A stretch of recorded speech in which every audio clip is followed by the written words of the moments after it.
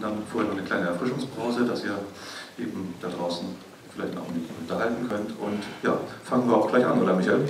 Ja, eigentlich hast du alles gesagt, was ich auch sagen wollte. Ja, das ist doch was. Was man noch sagen könnte, Robert Crumb gibt während dem Comicfestival insgesamt keine Signing-Sessions, also bitte großen Respekt. Gilbert Shelton wird aber morgen im Alten Rathaus signieren. Also Steff, sorry, wir müssen umdisponieren. Ja, Gilbert war das am Samstag ein bisschen zu stressig, aber Gilbert ist morgen an deinem Stand um 11 Uhr. Stellt dich drauf ein und stellt euch auch drauf ein. Von 11 bis 1 signiert Gilbert Shelton im Alten Rathaus. Und was haben wir noch im Angebot? Ach ja, trotzdem für die Leute, die von Robert Crumb ein Autogramm haben wollen. Robert Crumb war so freundlich, dass er uns 400 Drucke signiert hat. Und eben jeden Tag gibt es die Möglichkeit, 100 Drucke zu bekommen bei uns. Die ersten 100 Leute, die jeden Tag eben den Crumb-Tribute-Band kaufen, kriegen den signierten Druck von Robert Crumb gratis dazu. Ansonsten denke ich, ja, sollten wir jetzt den Abend genießen. Gell? Ja, bleibt uns nur noch unsere Gäste zu begrüßen und auf die Genau. Bühne zu bitten. Entschuldigung, was ist mit Gerhard Seifried? Ja, Ja, der ist ja auch da. Der sitzt ja hier vorne. Signiert er? der wird auch signieren. Gerhard, signierst du nochmal? Kann man dich für eine Signieraktion einladen? In Grenzen. Okay, aber Morgen eine Stunde. Gib mir eine Uhrzeit. Was wärst du am liebsten? Nicht nach Einwurf, mit Gilbert zusammenzuleiten. Okay, also Gerhard Seifried signiert morgen auch um 11 Uhr im Alten Rathaus.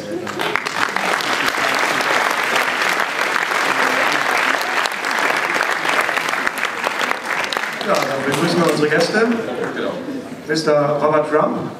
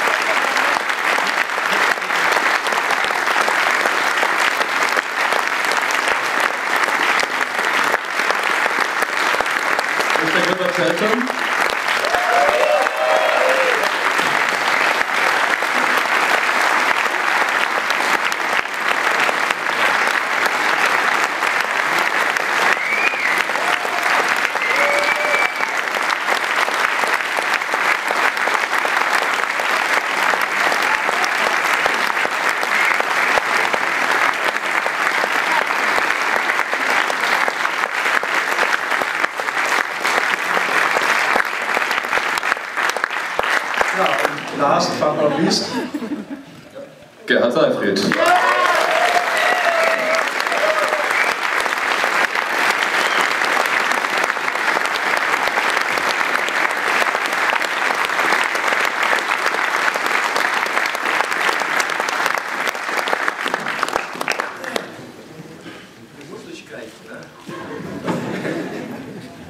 Blinding light. It's good because you can't see the audience. Yeah, thank God. Blinding lights makes it all black out there. You can't see anybody, which is nice. I'm less self-conscious, you know. Not that I hate people, but...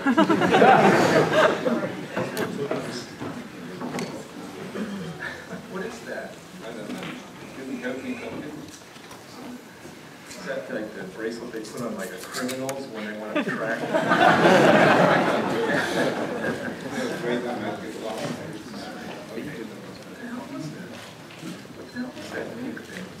Oh, it says Comicfestival München. Supposed to let me in. Right. So it worked wonders. It got you in here, okay. Well, we don't have any leader here. Right. Nobody's in charge. This is the problem. So much to talk about. So thank you for beginning. That's We have an hour up here, I don't know.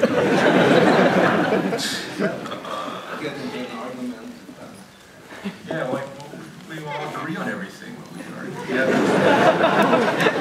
Are there any questions? Let's get the band to play some more songs.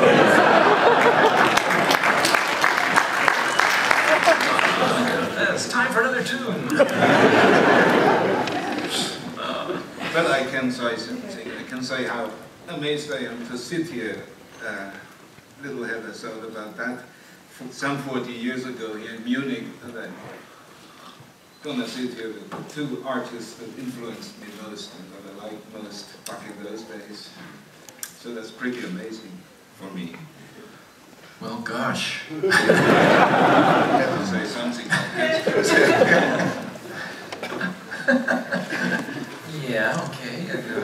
Now it's you. Well, I'll talk about Gerhard Seifried.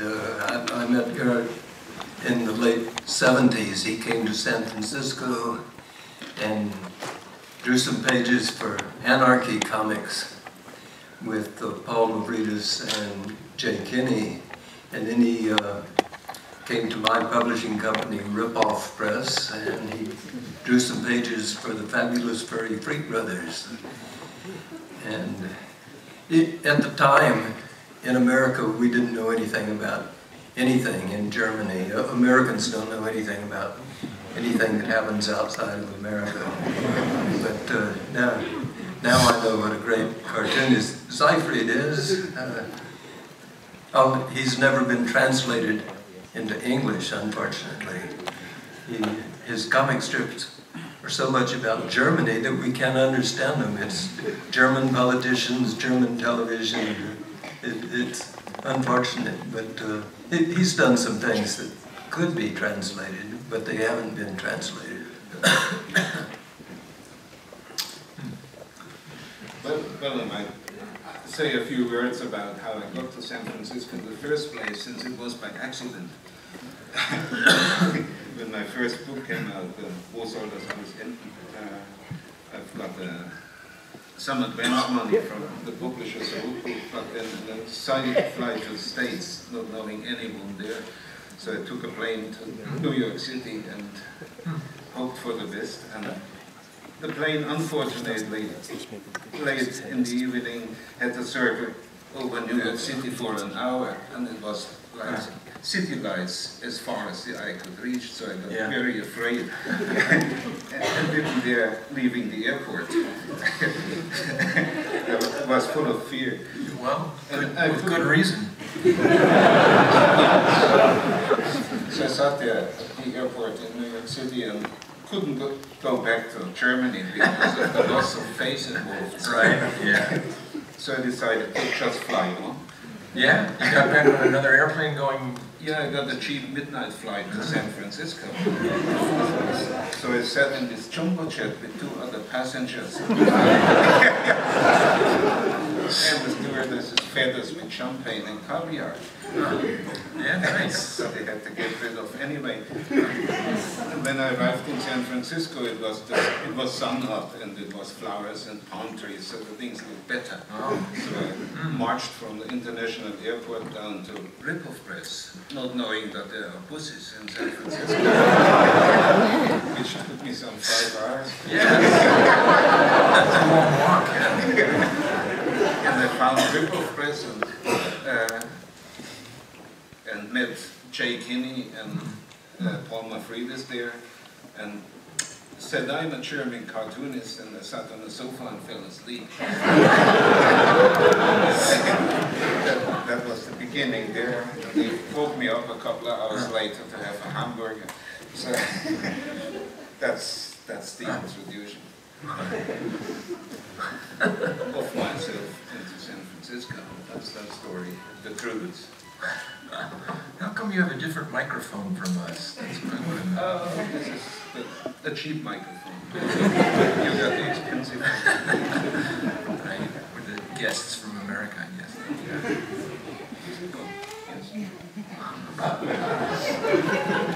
Well, it's time for another tune. Come on, you must have play a number for us. What do you got? Me? Well, I'll play something later. I'll do something. Yeah. Because we paid for you. Because we paid for you. Still there.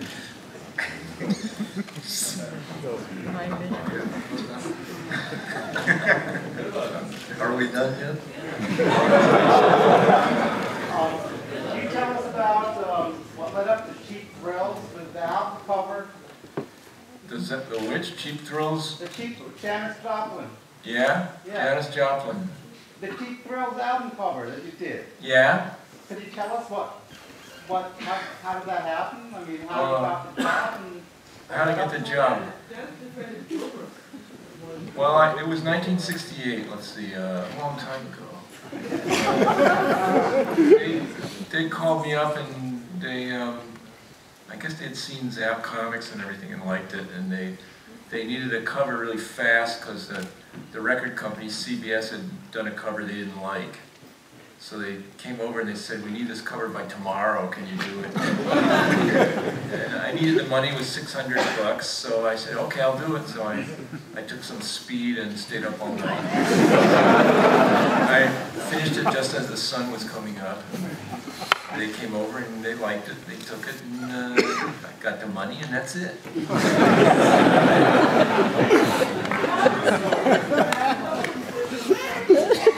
What?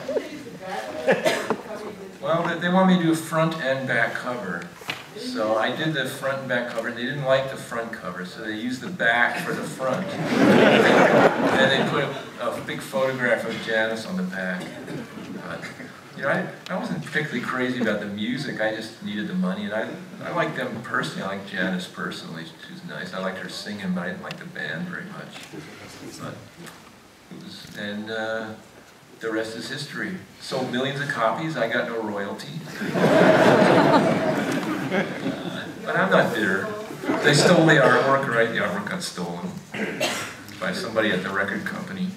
I never saw it again. Later heard that it sold at Sotheby's for $21,000. But that's all right. I'm not bitter. Just a tad. Janis Joplin and I were students at the same time at the University of Texas.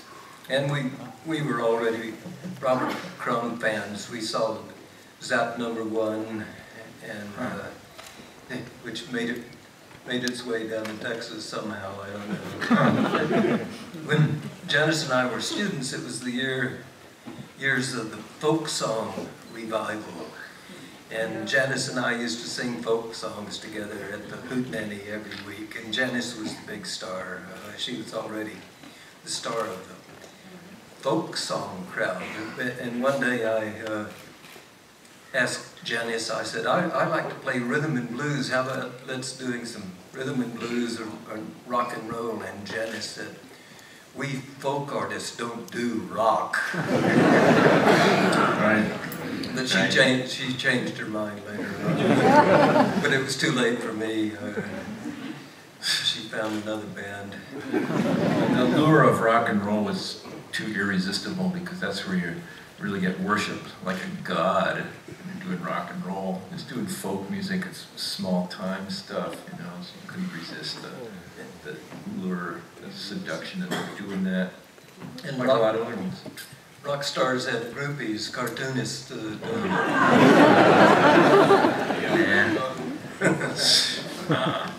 Right. We'd all died of heroin overdoses long ago if we had groupies. So here we are, old and somewhat senile, but still go on. So,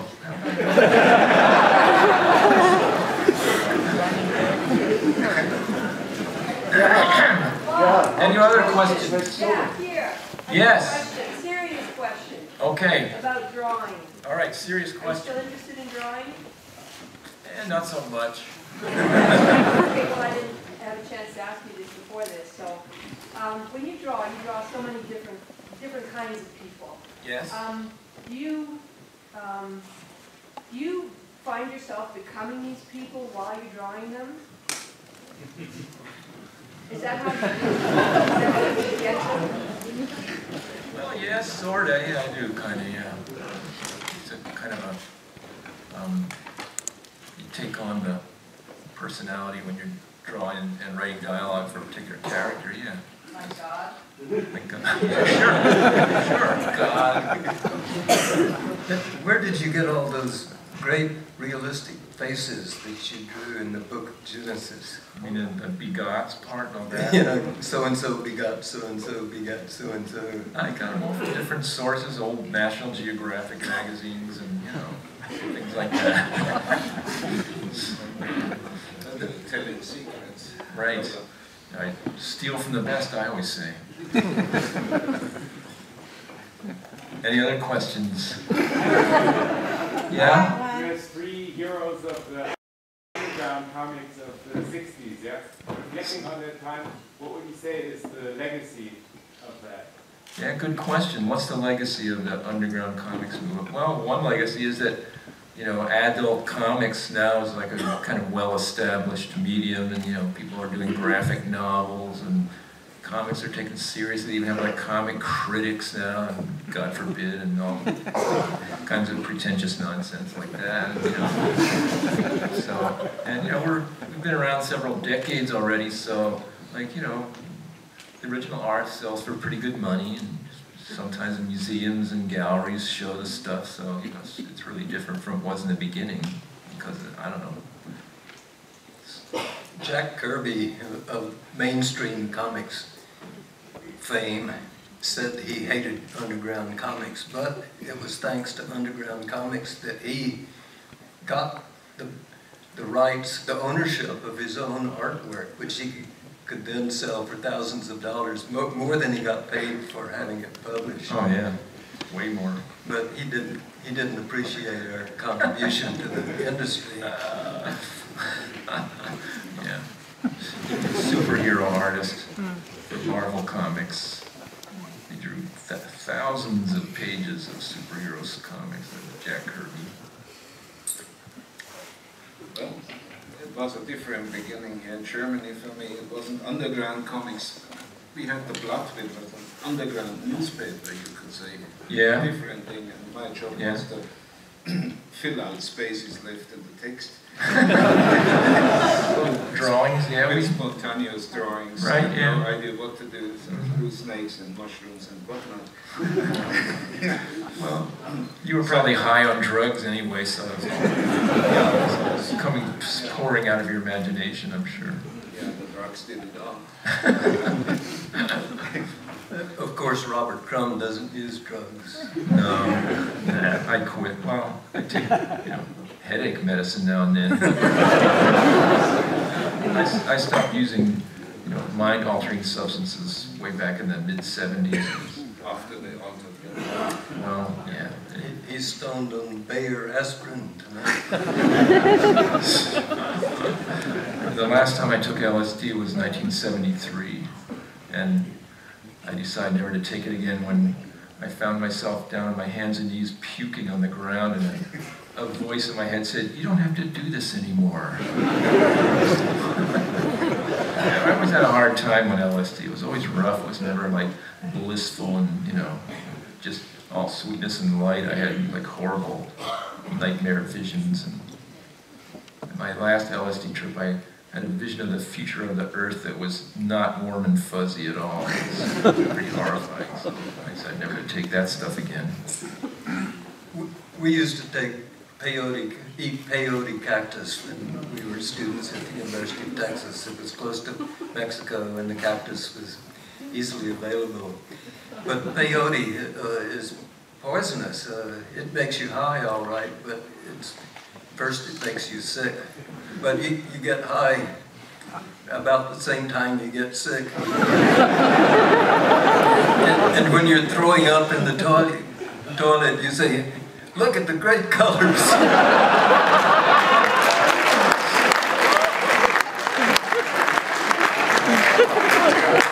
Wow, the colors, man.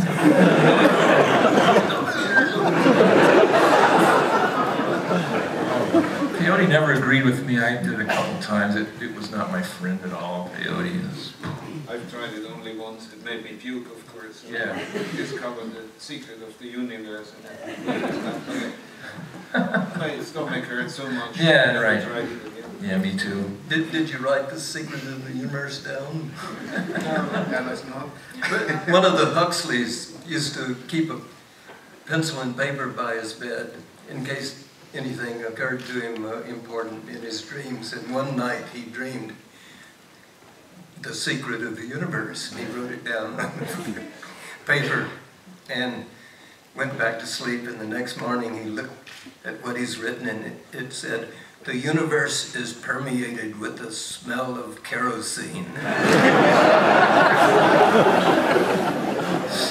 That reminds me of a comic of you like this, that is filled with this and it's 100,000 dream.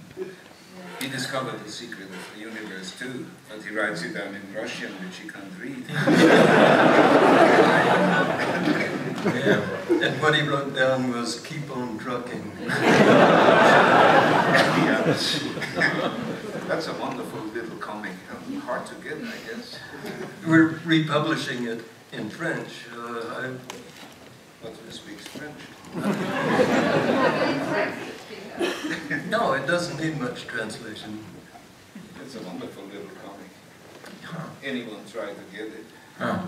Maybe we'll find a German publisher if I keep asking around. Maybe spread the word.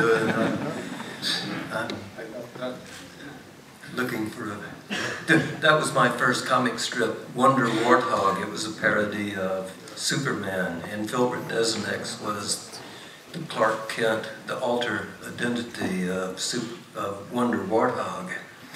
And Wonder Warthog was the ugliest, stinkingest superhero ever, and he still is.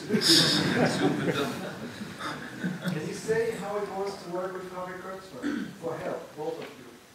Well, Harvey Kurtzman was a mentor for me. I know that. Working with him was very instructive. You know, I learned a lot about the biz, you know. Correct, and say, no, we should do it this way. He didn't do that, but he was, he gave a lot of helpful advice, you know. He said when you're trying to be funny, you just think of the guys on the corner. Think of the guys that hang out on the corner. Are they going to think it's funny? You know?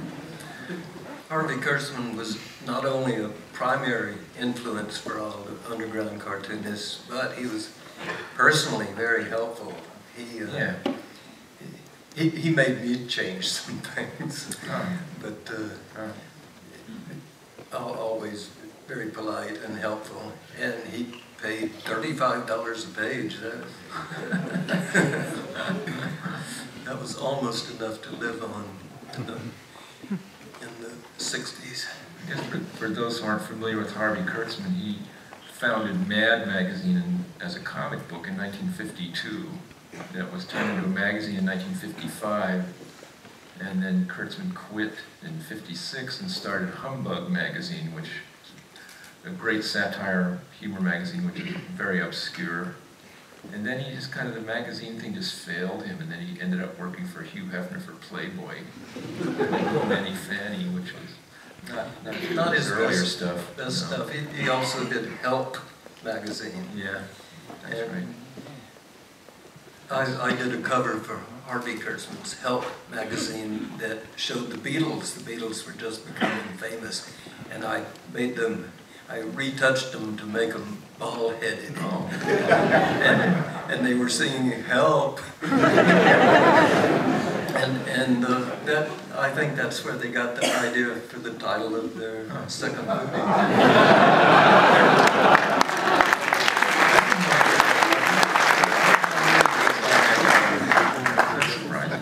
I was not aware that you had designed that cover.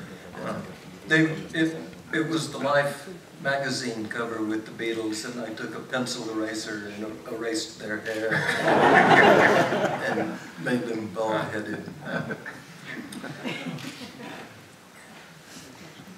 I have a question for Gilbert.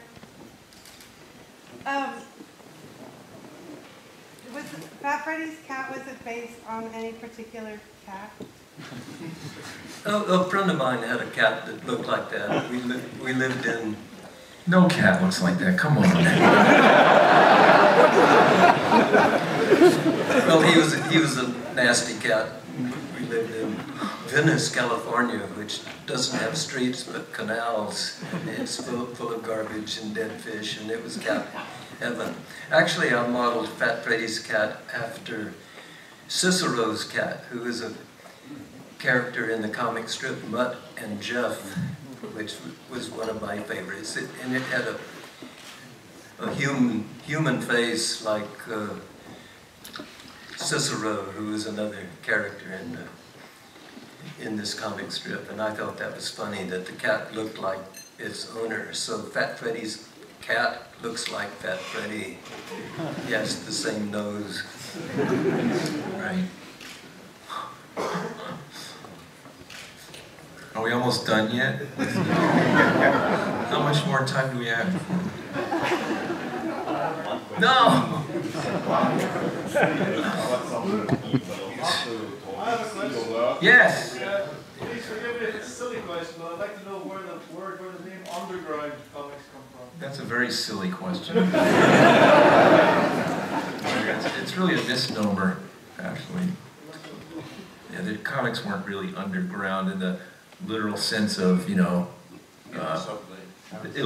so illegal that they had to hide from the law or anything like that. You know, it wasn't a true underground thing. It was just outside the mainstream. You know. Fringe. Yeah, better word, actually. We preferred the name alternative. Yeah, that sounds a little bit too intellectual, though. Underground is more romantic. It makes you feel like a real rebel, you know, like you're really doing something dangerous and exciting. Yeah, how did you come to translate Gilbert? Pardon? Say it again. How did you come to translate Gilbert? Oh, Robo asked me, or whoever it was back then. So that was not in San Francisco. So I sort of did it. Because I liked it. And had a feeling for it, I guess. And but the publishers kept sort of talking into my translations. But this is, what word is this? And they had some strange things. How to say? That's really hard to say because they pissed at me most of the time. But it was fun nevertheless to translate Gilbert. Well, Gerard speaks very good English, so that helps. Harry Rowold also translated me and Robert Crumb, yeah, and he's a character. What was that guy that was publishing all that stuff in Germany illegally? What was his name? Raymond Martin. Is he here tonight?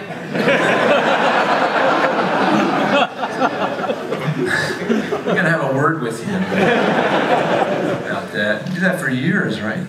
Well, New Comics has been revived, but without Raymond the Beautiful. Right. He was really annoying. He used to put out this publication where it showed just like him with like 18 beautiful naked girls all the time. Remember those? Yeah, he did these things. Yeah. Some hippie cult that he had going. And he was thrown out of the city of Nuremberg, so the rumor goes, because he had too much going with too young girls. Right, they were all jealous. I was jealous, Jesus, and he wasn't even paying us. Bastard. I can give you his address. But he was the first one who wrote your comics, both of you. Yeah. Sure. That's the other side. There you go. What kind of comics do you guys read?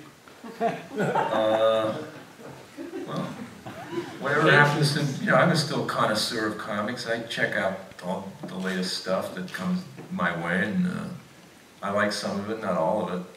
And now in the age of graphic novels, a lot of it's kind of pretentious and overly serious, you know, and somewhat arty-farty. But there's still good stuff, you know, it's done by young artists, interesting stuff coming out. I read the French comics in magazines like Fluide Glacial and Psychopath and L'Echo des Savants. And there's some good French cartoonists, but mainly I read the comics to try to learn French.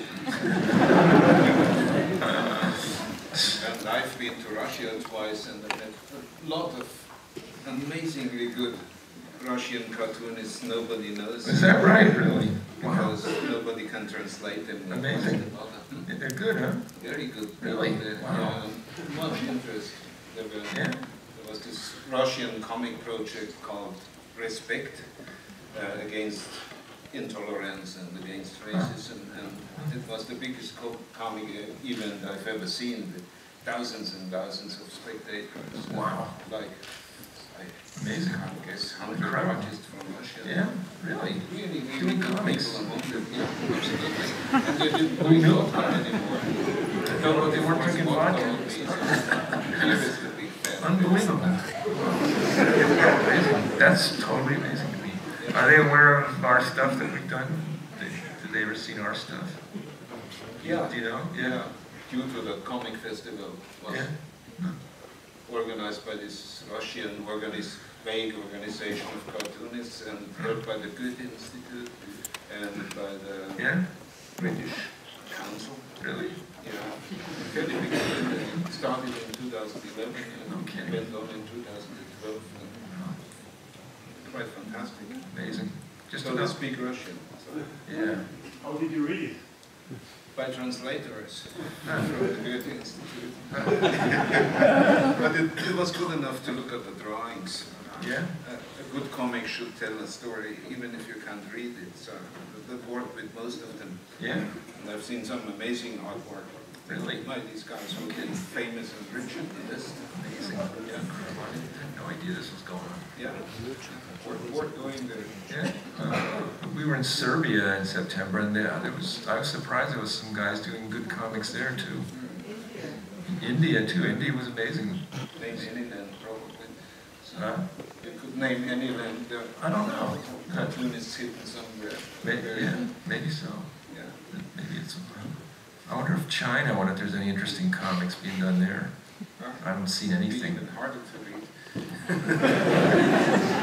They do it upside down. I wonder if Africa. I wonder if there's anything good coming out of there. Yeah.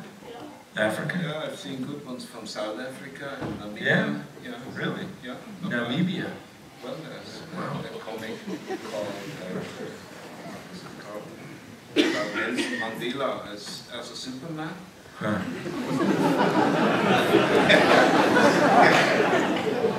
Forgot the name of that. It's been a long time ago. Do you ever see the International Journal of Comics, edited by John Lint? No. It's scholarly. Yeah. Where does it originate from? Do you know? Some university in the United States. The U.S. Yeah, he's a PhD in journalism. His hobby is comics, and he publishes essays and comics from all over the world. Oh yeah. I imagine he'll give you a free subscription if you ask him. All right. I'm interested. Yeah, I would be interested in that. It was surprising in India. Went to this comics festival in Delhi. That was the second year they were putting it on, and there's these young people there doing real highly personal comics in India now. It's a new phenomenon there. It hasn't existed very long, you know, personalized comic books. In fact, they didn't have any comics at all till the 1960s when some guy started doing comics based on religious myths in India. And that went on for like 20 years or 25 years before people started doing more personal stuff. And there's this one guy there that we met that was going around to rural areas of India and Pakistan and other places like that and teaching like these peasants how to tell stories using comics. And then he published them. They were really amazing. Some of them were just short strips, maybe 4 or 8 panels. These crudely drawn things of these people telling about their lives. They're really amazing. And yeah, interesting thing. So comics is very democratic that way, you know.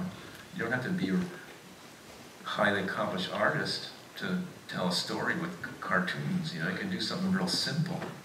It can work. Some of the most personal accounts that I've read about things like the bombing of Hiroshima were done by comic artists. You know, you can really tell a personal story that way, with pictures and words, and like that. Any other questions? On the other hand, the bad influence of Robert Crumb on the world of comics is he encouraged everyone to talk about themselves. And when Robert Crumb does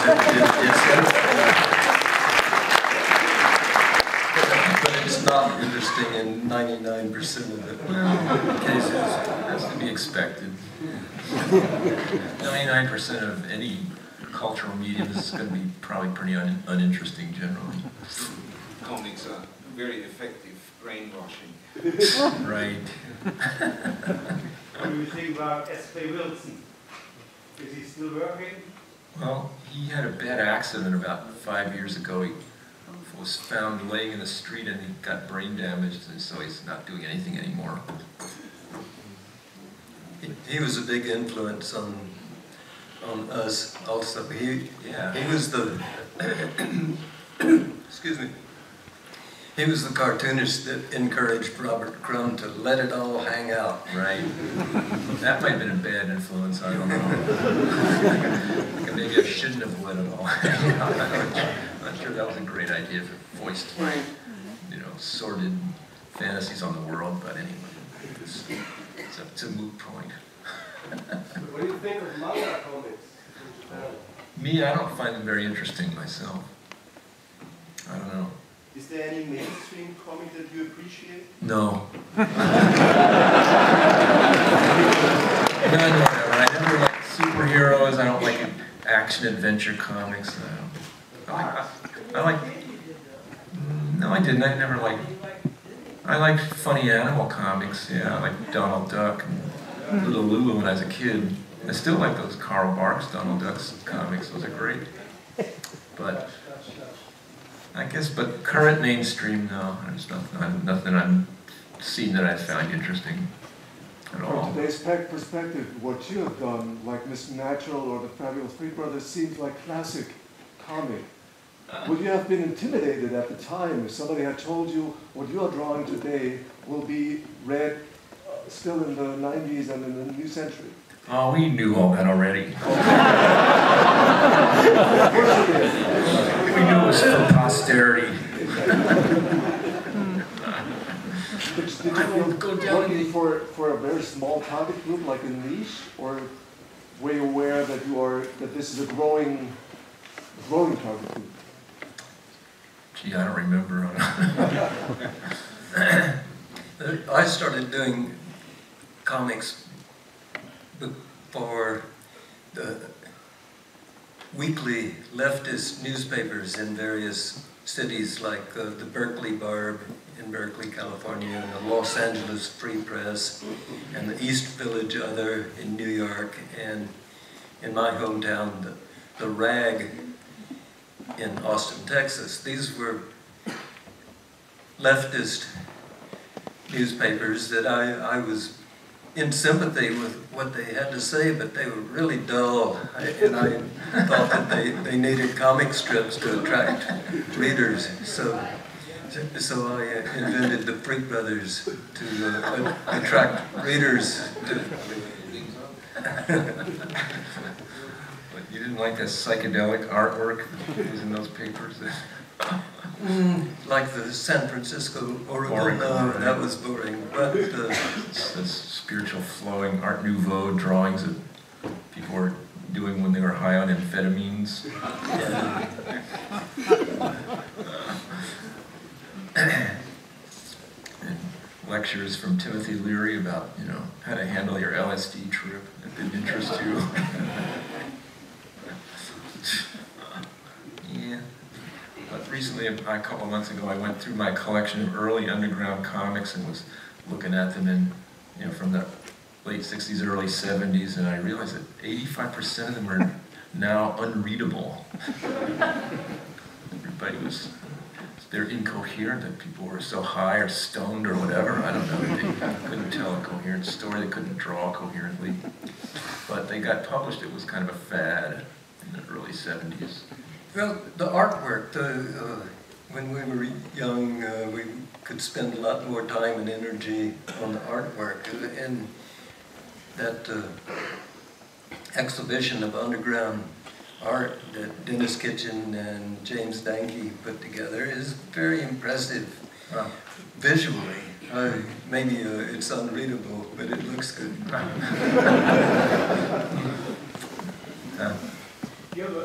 You said you invented the Freak Brothers to make these papers funnier, but did you have live models that you knew that you made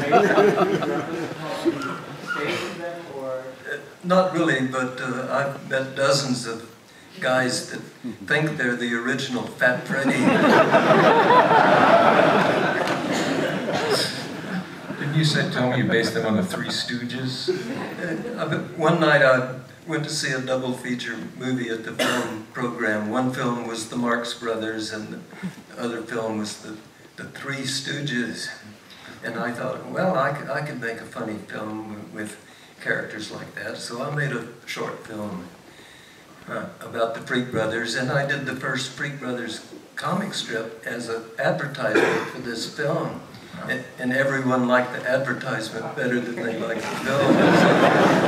So I gave up my idea of being a movie director. What happened to that film? Do you still have an existing copy of that film? No, someone loaned it to someone and it got lost. Oh, fuck, man, shit. That thing's a fucking collector's item, dude. Jeez. Yeah, it wasn't. I didn't think it was bad. Gerhard, are the Three Stooges known in Germany at all? Yes. No? No, yes? The world's stupidest comedy. You can imagine I didn't mean it, Mo. the Freak Brothers poking, the Three Stooges would poke one another in the eyes. Right. And they carry boards on their shoulders and turn around and smack the other guys. Come on, it's hilarious. That scene where they run this big cross-cut saw across Curly's head. Ow, ow, ow, ow. You look at it, all the teeth are all bent. Come on, it's great. Yeah, I like it better now. Right. One of the freaks came from Texas. Was it alter ego from you? Oh, I suppose all of them are my alter ego, right? Including Fat Freddy's cat. You're more like a cat anyway. Phineas Freak, I had him come from Texas. His mother was Jewish. She was copied from the comic strip Mama by Mel Lazarus. Mel Lazarus never complained, maybe he never saw it.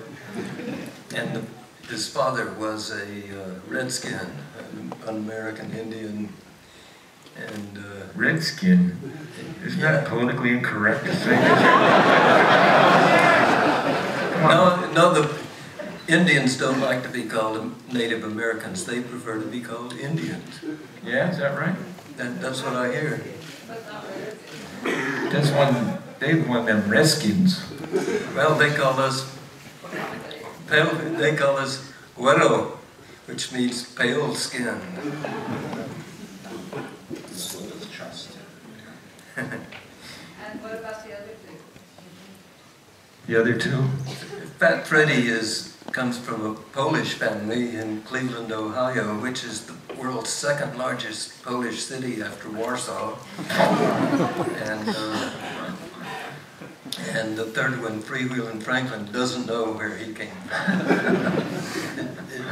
His father seems to have been Popeye, the sailor man. Didn't he meet his sister in the bathtub? Yeah, he didn't know it was his sister. But you realized it. In the end, 2 hours later. yes, but because he had 12 brothers and sisters, and he'd been gone from home a long time. When he met his sister, he didn't recognize her. And you got that name, Freewheelin' Franklin, from some outlaw motorcycle guy whose name was Freewheeling Frank, right? Is that right? Yeah, and that's what I called the character at first until I learned that there was a Hell's Angel named Freewheelin' Frank, so I changed my character to Freewheelin' Franklin so that Freewheelin' Frank wouldn't come looking for me. I'll beat the shit out of Well, Popeye seems to be a plausible father for him. There's this rumor that Popeye originally had hemp in the can. Which has been changed into spinach. Yeah. Well, Okay, spinach doesn't make you strong. Maybe hemp does. hemp doesn't make you strong either. Yeah, right. That's the thing. Mr. Seyfried, what modern artist would you like to work together with? Some modern artists that you most would like to collaborate with, maybe? One or two? I wish I could get Robert Crumb to draw my comics. I wouldn't mind having Wally Wood draw my comics.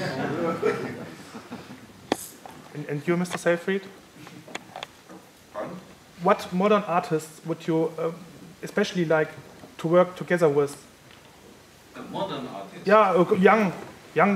I can't think of one. Young and coming. Can't imagine that. I'm working alone. I'm used to that. So Right. You used to work with Siska, for example? Right. You work with Siska? Do you still? Well, Siska, that's a different sort of thing. She brought a whole bundle of new ideas just when I was fed up with having freaks running behind cops and vice versa. So we started making this space bastard Blade Runner sort of comic thing, which shocked the fans, but created a new scene of fans for us, weirdos, all of them. Right. Yeah, that's an exception in my case. So normally I like to be alone. I like to be alone too. Just alone in my room. When you have two people working on a strip together, it doesn't make it twice as easy. It makes it more complicated. Well, I would say my collaborations with Aileen, that's quite easy. So, the comic kind of writes itself and just say, Aileen, how's your mother? And then she just goes on and on. It's easy. Well, it worked very well with Siska, so, but I can't picture that happen again with somebody else. So. Is it better? Also, I'm writing and doing lots of other things, so Yeah. it must be Right. Yeah. Too complicated with me. Is writing novels easier than drawing comics? Not really, but it's different. Yeah, I wouldn't think it'd be easier now. So. But it's more cerebral work, you know. Yeah. It's cheaper, you don't need that much paper. Right?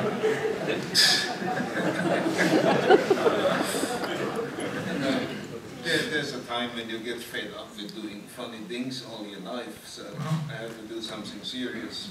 Yeah, I always think drawing comics is kind of a young man's game anyway, young person's game. It's tough to keep that up in old age. Yeah, a lot of comic strips were a lot funnier at first than later. Peanuts, Blondie. There's a big danger of getting into a rut drawing comics, drawing the same characters over and over and over hundreds of times. You know, you can get to this point where you're just drawing mindlessly. You're falling asleep drawing the same character. That's true, it's happened to me. Sleep drawing, it's called. Yeah, hypnagogic drawing. But to do a daily comic strip and try to be funny every day, that's almost impossible. And very few people can do it. Yeah, it's a miracle that anybody can do it. I tried to draw comics while driving the car, but... Does anyone of the three of you follow Bloomsbury? No, I don't.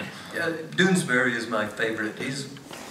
Gary Trudeau is very witty, one of the few witty cartoonist. He's good with words. His pictures aren't that great, but he's a great writer. I like Zippy the Pinhead. That's a good strip. I don't know how he keeps up. He can be funny after doing that strip for 30 years. I don't know how he does it. It's a miracle. I couldn't do it.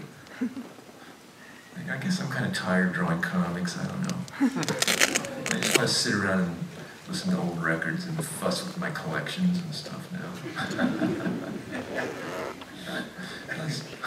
You've been living in France for a long time. Do you still follow what's happening in the United States? Yes, I do. Politics and society? Yeah, I do. I follow it closely. Read a lot. I do a lot of reading. But well, it's very depressing, but you know, sometimes I think it might be better not to know, but I have a morbid fascination of watching America self-destruct.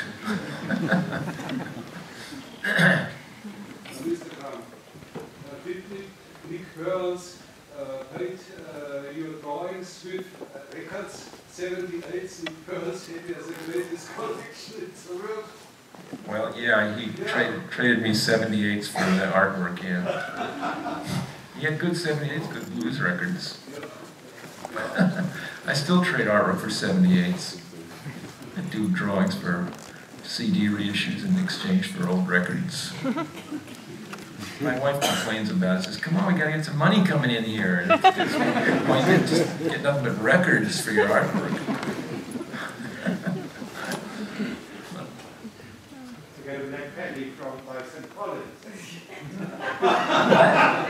A black patty? What? Really? Joking? No, he's a liar. Gotta be joking. That's pretty good, though. That's pretty good. You've covered some philosophical topics in your work. You've made Philip K. Dick comics, French philosophers, the Bible. I wonder whether something like this is coming next. I don't know. I don't like to talk about what I'm doing next. I might not be doing anything next. If you talk about it, it dissipates the energy to motivation to do it. Don't you think so? Absolutely. Are there any contemporary movies that you find interesting or inspiring, or not really? But mostly boring. Movies? Me? Yeah, I like some movies that come out. Just, I thought Lincoln was pretty good. Yeah, you can see that. Yeah, it was good. Well done. For a while I didn't like movies. I considered them pictures that run away while you try to see them. I like some of those series that are made for TV. Some of those are pretty good. Like The Wire was good. Deadwood I thought was good. Yeah, those are good. Some of them. Weeds. Weed. Was a good series. Yeah? I didn't see that. Really good. Yeah? Yeah. The Simpsons is funny.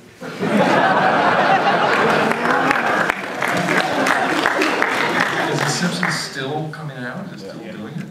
Really? Yeah. Is it still good? Well, I'm getting tired of them by now. Well, it's been around for a long time. Jeez. But they are fun. Still, huh? Well, okay then. I think we've been up here for what? 3 hours now? 4 hours? Geez, I guess so. So, shall we play a tune? Is it time for music? Yeah.